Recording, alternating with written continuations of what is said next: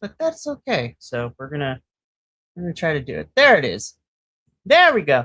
Hello, all my BC Wrestle Pod nerds out there, and welcome to another episode of our Takedown Troop post show here at BC Wrestle Pod. My name is Mikey, also known as El Jefe of BC Wrestle Pod, and I'm here to take you through another rendition of TNA wrestling, specifically the Thursday, June 25th edition of the episode. Let me see if turning off my camera is going to fix the stuttering.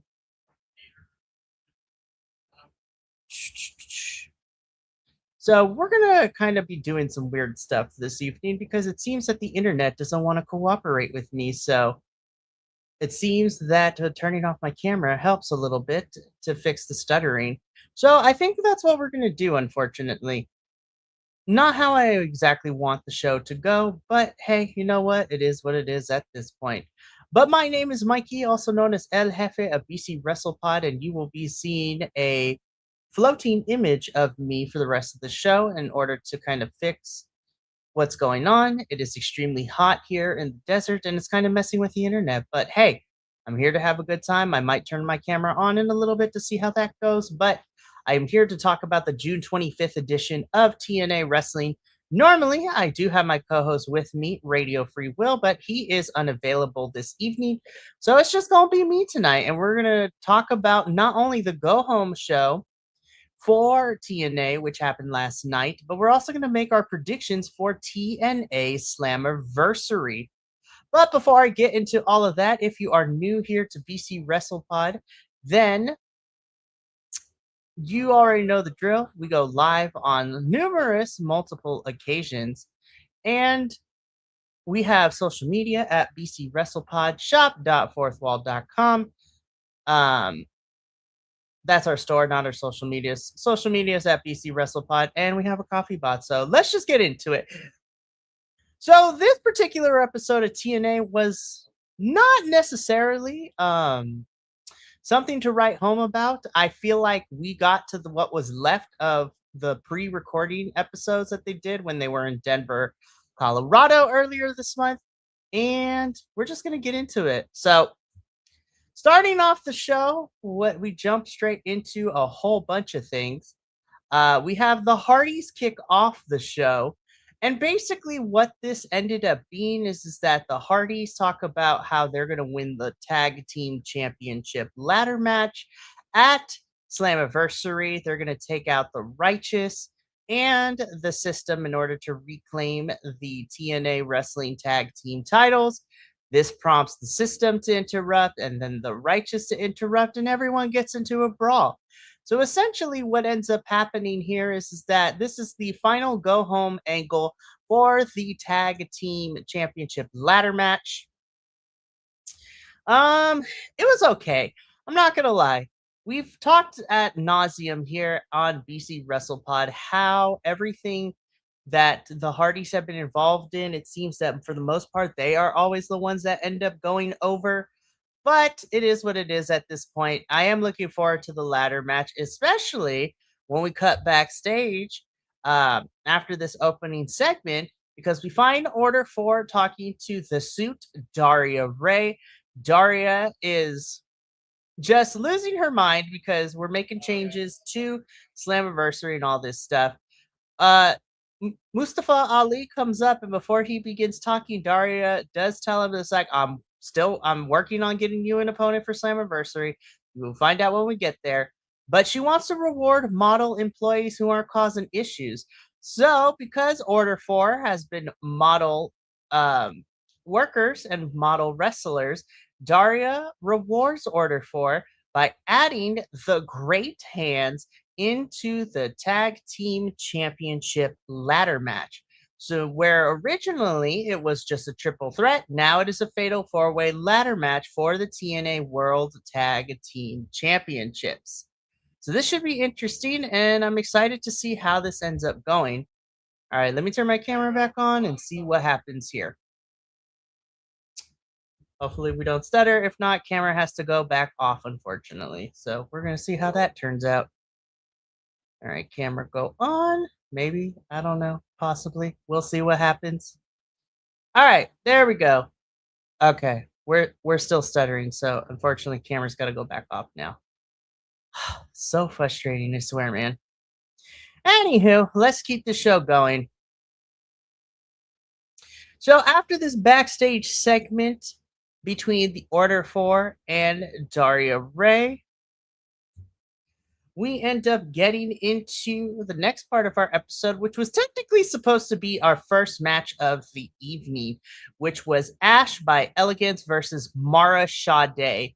Now, Mara makes her entrance, Ash makes her entrance, and then I honestly cannot describe in words exactly what I witnessed, but it seemed like we saw Ash have a mental breakdown.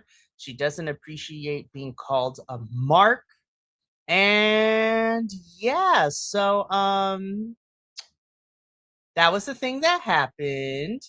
And essentially she bows out of her match and makes M by Elegance take her place. So then it becomes Mara Sade versus M by Elegance.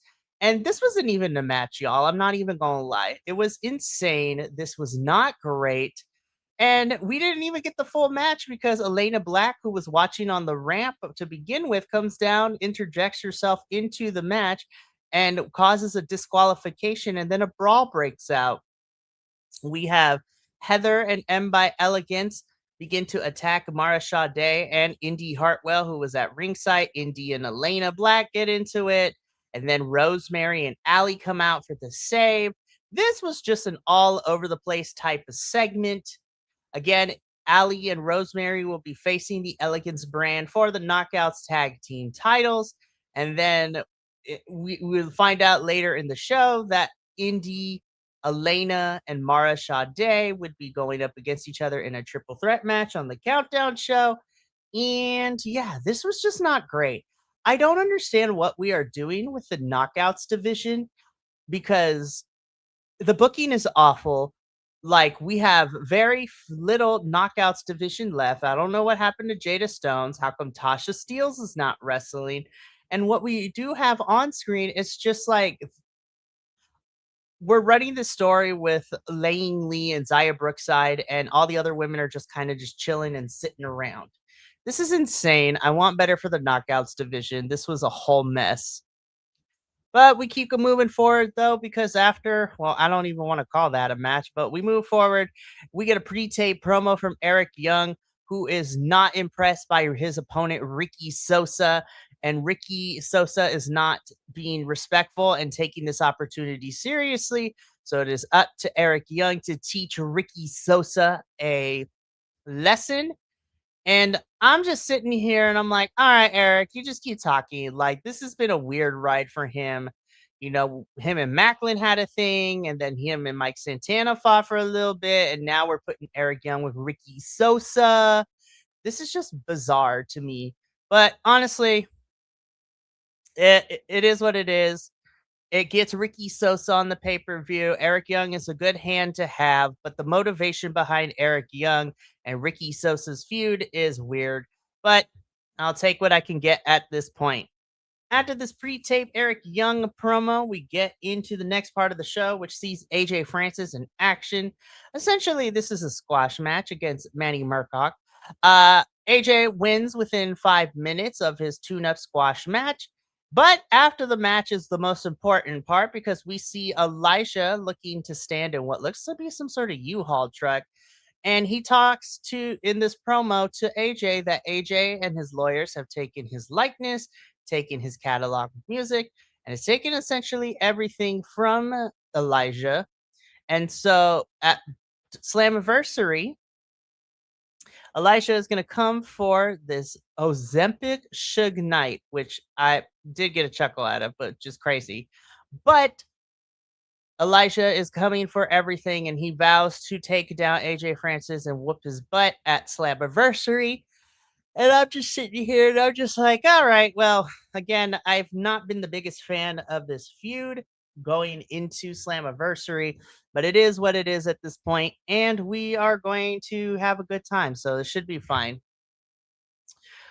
Moving on, though, we go on from AJ Francis's squash match, into another match, which sees Zaya Brookside taking on Harley Hudson.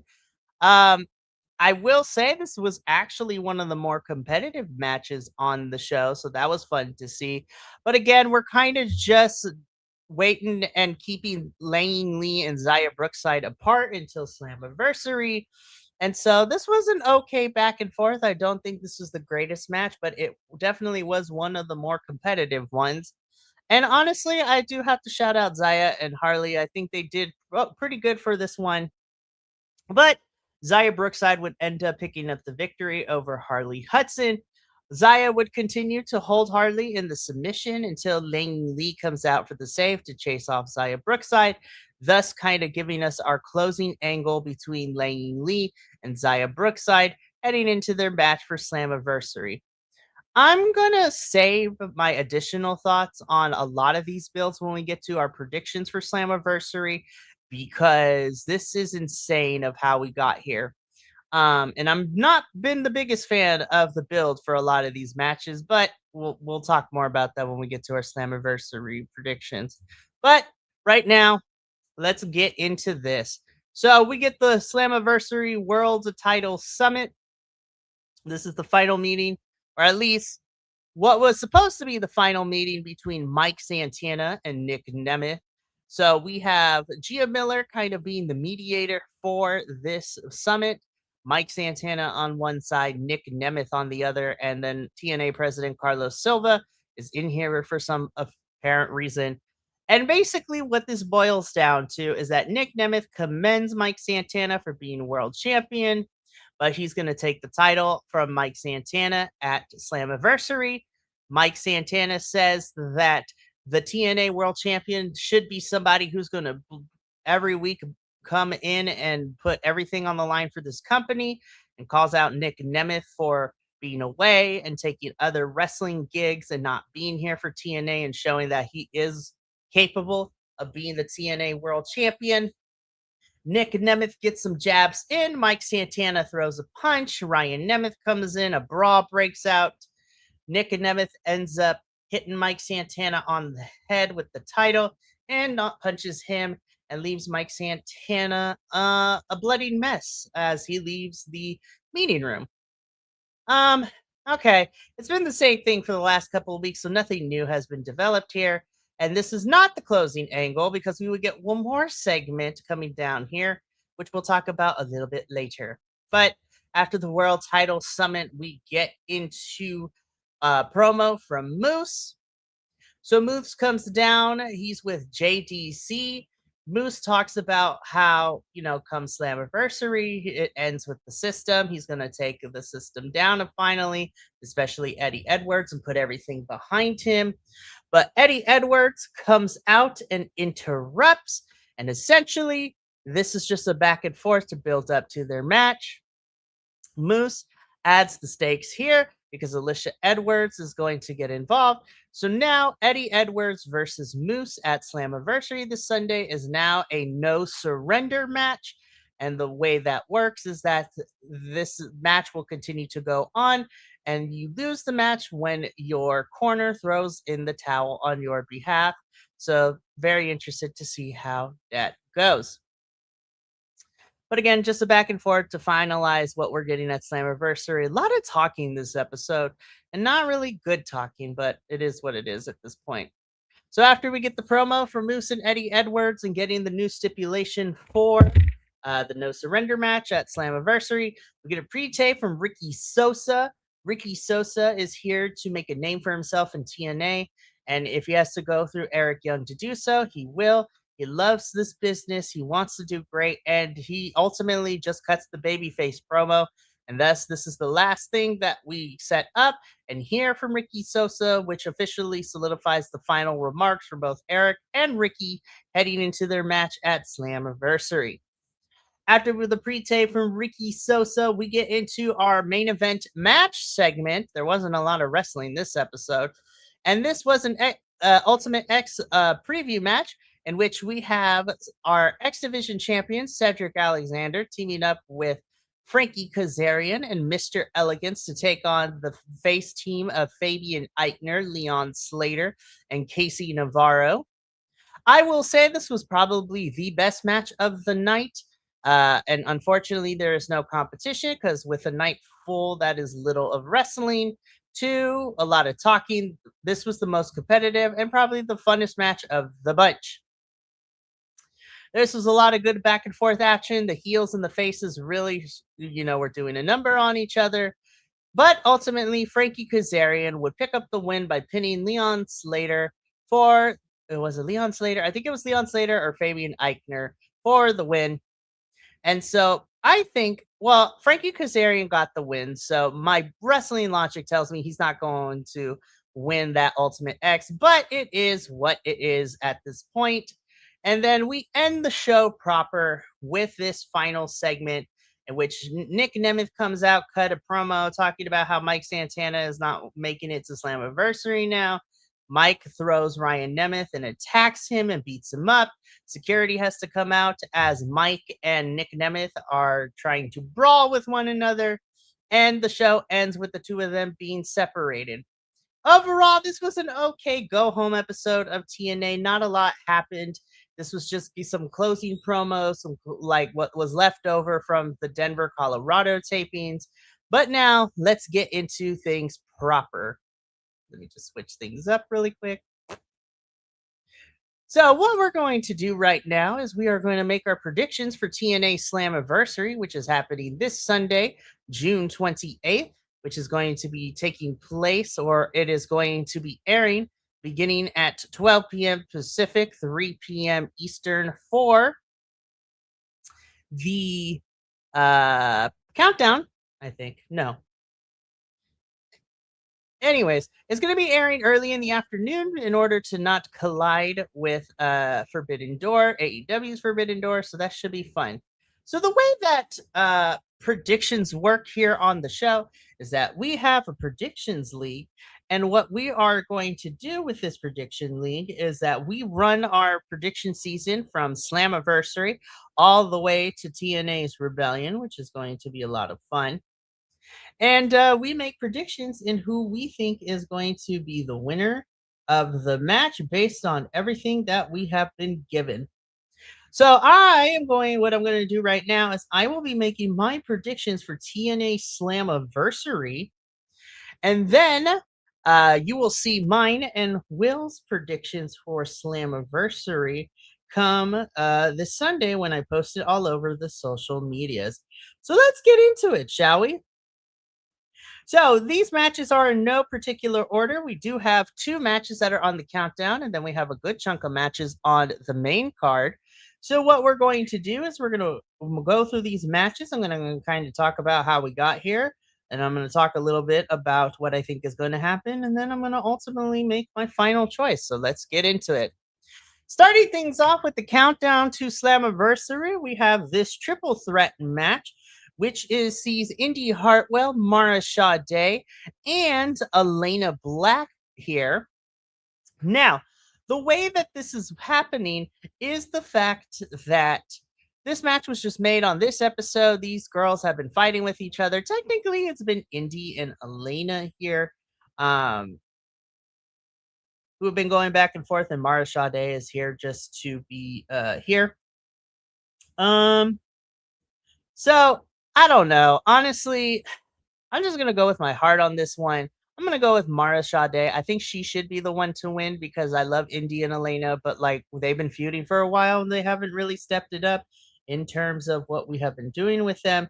So I'm gonna go with Mara Sade just because I can. And then the only other match so far advertised for the Countdown to Slammiversary show, which is going to be happening at 12 p.m. Eastern. The pay-per-view is starting at 3 p.m. 4 p.m. Eastern, 1 p.m. Pacific. We have Eric Young versus Ricky Sosa. And so, essentially, I'm going to go with Ricky Sosa here. I think he should win this match. He's new to the roster. I think Eric Young can take a loss. He'll be fine at this point in his career. So I'm going to go with Ricky Sosa here to win. Now, getting into the main card, again, we're going to no particular order. We're going to first talk about AJ Francis versus Elijah So the story going into this match is that AJ Francis has taken Elijah's music catalog and his likeness and essentially been like a Suge Knight-esque character, taking everything that matters away from Elijah. And Elijah is our plucky underdog who vows to get everything back. So I am hoping, I'm trying to think here. I am hoping that what's going to end up happening is Elijah wins, but I don't think he is going to. So this should be interesting to see how this goes. I think AJ's been very good as a heel. However, I think because he's gotten the one over Elijah for the majority of this feud so far, I think I'm going to go with Elijah to win this one. Alrighty. Moving on, we have our no surrender match between Eddie Edwards and Moose. So again, you lose the match when your towel is thrown in by your corner. So this match is essentially no DQ. And the only way to stop the match is for the towel to be thrown in from the respective corner. I don't know. Something tells, you know what? Originally, I was going to pick Eddie Edwards because I'm trying to factor in that the system shouldn't be losing too much in the evening. But I feel like, I don't know, man. So, I don't know.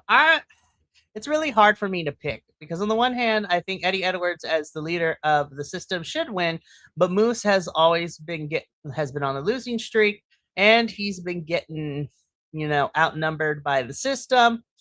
I think something is going to go down, but ultimately, I think I'm going to go with Moose on this one. I think he's picked up too many losses so far, and I think he's due for a win.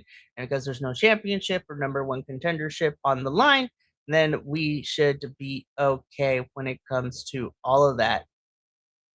Really quickly, I do want to shout out my good friend Nick, who is in the chat. Thank you for popping in really quick, friend. Running into some technical issues, so I had to turn the camera off in order to stabilize the internet. But thank you for being here. And we're in the middle of doing TNA Slammiversary predictions, which is happening this Sunday. Anywho, so let's keep this going again for no surrender. I think because Moose has been on a losing streak, I'm gonna have Moose win this one, and we shall move on going into our championship matches now. And the first one we're going to talk about is the TNA Knockouts Tag Team Championships, which sees Heather and M by Elegance representing the Elegance brand, taking on the Undead. I love that, Nick. Moose for the win. I think Moose is due for a win. But the Elegance brand girls, who are the champions, are taking on the team of Rosemary and Allie. This has been a really fun story that we've been telling so far with the Undead Realm and Mara Sade kind of be adjacent to them. And honestly, I love the Elegance brand girls, but I'm going to go with Rosemary and Allie, especially since Allie just signed officially with TNA like a week and a half ago. I think, and plus the Elegance brand girls have kind of just been holding these titles and not really doing much with it. So I'm going to have Rosemary and Allie win because I think it's due time for Rosemary to have Allie just return. No ticky ticky. I can see that, but I think that Rosemary should get a championship run. She has been here forever. I don't think they're ever going to let her hold the Knockouts Championship again. So I think I'm going to go with Rosemary and Allie here. Stranger things have happened, but it should be a really fun match. Going from the Knockouts Tag Team Championships to the TNA World Tag Team Championships, this is a fatal four-way in a for these TNA World Tag Team Championships. Yes, the Elegance brand. It's hard to pick against them, but I'm gonna go with Allie and Rosemary. But in a ladder match for the TNA World Championships, you have the System defending their titles against the Hardys, the Righteous, and added to the match from this Go Home episode is the Great Hands. I really do think this match is going to be a lot of fun. But like I said previously, because I don't think we got every championship on the line, and the System is defending both of their titles that they have right now. I think the System are going to retain the titles. As much as I want the Righteous to win the titles, I think that TNA is not just going to is not going to give them the titles, which is insane to me. But on the other hand, because this is a ladder match, nobody needs to get pinned, so you can have the righteous win and nobody get pinned and then all that good stuff. But I think the system is going to retain, unfortunately. But I really want the righteous to win. I think they deserve this win after everything they've done so far in TNA. And I agree with you, Nick. My heart wants the righteous, but I'm going to pick the system because the system needs to retain their titles in some capacity. Moving on here, we have our TNA International Championship, and what makes this match a little bit interesting is that it's an open challenge. We do not know who is going to answer the open challenge, but it is going to be Mustafa Ali, who is the TNA International Champion, taking on the challenger. And as much as I would like to cause chaos in TNA and have the challenger win, depending on who debuts or comes through that curtain, I do have Mustafa Ali retaining the international championship, unfortunately. And I really hope they give Ali something more to do because I think he's great, but I feel like we're not utilizing him to his fullest potential at the moment. Alrighty, we're coming down to the wire and we're getting into our final three matches. The first one that we are going to talk about is the TNA X Division Championship, and this is the Ultimate X match. So I'm really excited. Again, for those of you who don't know, Ultimate X is that championship is suspended above the ring on the red ropes that intersect each other, creating an X. And the way that you have to win this match and to win the title is you have to unhook the belt from the X hanging above the ring and then land on the ring and have both feet on the ground in order to do so. Now, there are 7 participants in this one. You have 6 TNA signed folks, and then a special person being entered into this match. But you have Cedric Alexander, the champion, going up against Leon Slater, Casey Navarro, Frankie Kazarian, Fabian Eichner, Mr. Elegance, and of course, the legendary wrestler himself, Amazing Red. So, in our predictions, because there are 7 participants, what we like to do is we like to pick 3 possibilities to win, and you get the point if one of your 3 picks ends up getting it. So for my picks for Ultimate X, I have Cedric Alexander, Leon Slater, and Casey Navarro. I think these 3 guys are your young ones who are going to keep this X division alive. I think it's too soon for Mr. Elegance and Fabian Eichner to get a championship run. Amazing Red is just here to be a spot monkey, which is fine. Frankie Kazarian doesn't need the title because he's already an established talent. But I have Cedric, Leon, and Casey as one of the 3 to win. But gun to my head, I'm going to pick Cedric to retain. Like I said, I don't think the system are going to lose every match this evening on Slammiversary, but we shall see. Now we get in our 2 main title matches. The first one we're going to talk about is the TNA World Knockouts Championship. This one's really hard because on the one hand, I don't think that Lang Lee has gotten a fair shake as being a champion. She finally got it off of Ariana Grace back in April, and her best friend Zaya Brookside has turned on her. I'm going to go with Lang Lee. As much as I think that, I don't know, man, this one's going to be hard. Because I can make an argument for Zaya Brookside to get it, but I think Lang Lee is going to continue to hold on to this title, so I'm going to go with Lang Lee beating Zaya Brookside. And then last but certainly not least, we have our TNA World Championship match, Mike Santana versus Nick Nemeth. This is also another hard one to pick because Mike Santana's contract is coming up in July. No word if he's re-signed with the company quite yet. But I am going to go with Mike Santana to retain here. I think we're going to get a rematch between him and Nick Nemeth down the line. I don't think this match ends cleanly, but I can't bet against the Puerto Rican superstar, Mike Santana. So, yeah, that is going to be my predictions for TNA Slammiversary. Once again, TNA Slammiversary will be at 4 p.m. Eastern, 1 p.m. Pacific, so it is going on Sunday. So if you're planning on watching it, I highly recommend it. But yeah, that's gonna be it for me this evening, and thank you so much for tuning in. Again, the last thing to note is we got one more thing happening this week, and that is going to be on Sunday at 5 p.m. Pacific, 8 p.m. Eastern, as we will be doing a live watch along for AEW's Forbidden Door. So it's going to be a fun one. But I got to get up on out of here. So thank you so much for tuning in. From all of us at BC Wrestle Pod to you at home, remember, take care of yourself, love one another, stay iconic, and more importantly than anything, you always deserve to finish your story. I'll see you Sunday for our Forbidden Door watch along. But until then, sayonara, adios, and until next time, y'all, remember, I love you, love yourself, love others. But until next time, peace.